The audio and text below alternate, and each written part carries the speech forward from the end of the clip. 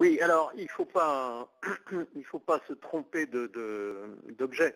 Je veux dire par là que la conférence qui s'ouvre aujourd'hui et demain porte sur la sécurité nucléaire. Alors la sécurité nucléaire, ça veut dire, c'est pas une conférence de réduction des armements, c'est pas une conférence de désarmement nucléaire.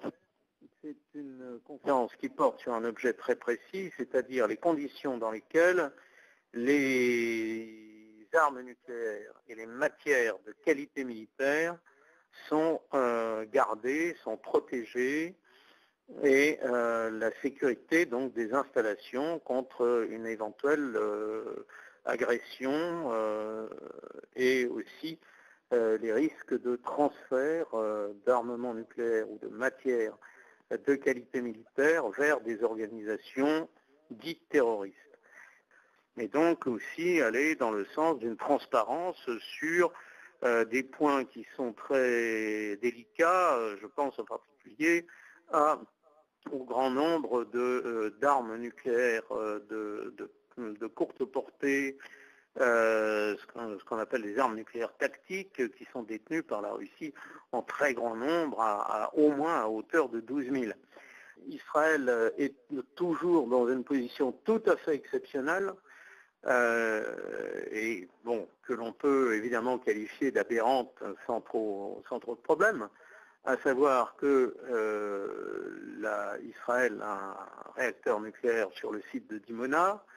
Israël a toujours maintenu l'ambiguïté délibérée sur la détention ou non d'armes nucléaires. Tout le monde pense qu'Israël en a de nombreuses. Il est évident que les Israéliens ne souhaitent pas et continuent dans la politique qu'ils ont adoptée depuis de très longues années, qui consiste à dire si on rentre dans des consultations internationales, on risque naturellement d'abord de se faire montrer du doigt, ensuite de se trouver impliqué dans des conventions, des accords qui nous mettraient en difficulté et qui risqueraient de faire apparaître la réalité des activités nucléaires que nous avons.